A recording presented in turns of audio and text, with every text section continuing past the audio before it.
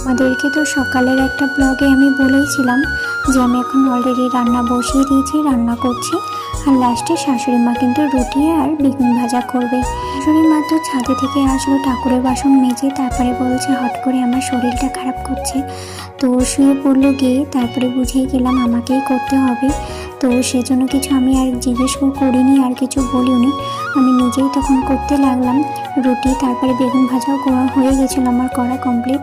তারপরে তো শ্বশুরমশাই চলে এসেছিলো, এসে তারপরে বললো তাহলে আমি এসে একটু পরে খাচ্ছি, আমার একটু কাজ আছে। তো আমি বললাম খেয়েই যাও একবারে, পরে বললে তুমি তো আসো না আর খাও না তখন, তার জন্য বললাম খেয়ে নাও আর মাকে বলো দিতে, তুমি আর মা খেয়ে নাও। তার জন্য কিন্তু আবার শাশুড়ি মাকে ডাকলো, শ্বশুরমশাই দুজনে মিলে তখন খেয়ে নিল। গরম গরম রুটি আর বেগুন ভাজা করেছিলাম, সেটা খেয়ে নিল। তারপরে আমি এদিকে দেখো তরকারি কিন্তু হয়ে গেছে কমপ্লিট, সেটা নামিয়ে দিলাম। আলু সোয়াবিনের তরকারিটা করেছিলাম, কিন্তু নুনটা ঠিকঠাক হয়েছে নাকি সেটাই টেস্ট করে একটু দেখলাম ঠিকই আছে, কিন্তু ঝালটা একটু বেশি হয়ে গেছে। যেহেতু নিরামিষ করেছি একটু ঝাল ঝাল না হলে তো ভালো লাগবে না, তাই না, যেহেতু রসুন পেঁয়াজ ছাড়া।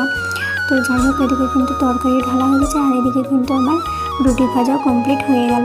সমস্ত রান্না কমপ্লিট এখনও হয়নি, এখনও ডালটা যেহেতু ছোকা হয়নি, ফোড়ন দেওয়া হয়নি ডালে, সেই জন্য কিন্তু ডালটা করায়নি। ডালটা করে নিব, তারপরে গ্যাস ওভেন মুছে নিয়ে তারপরে আমি একটু কাজে যাব। যেহেতু বললাম আমি ব্যাংকে যাব, তো ব্যাংকেই আমি যাওয়ার জন্য খুব তাড়াহুড়াই করছিলাম। আর আমার এই মিনি ব্লগটা তোমাদের কেমন লাগলো অবশ্যই তোমরা কমেন্ট করে জানিও।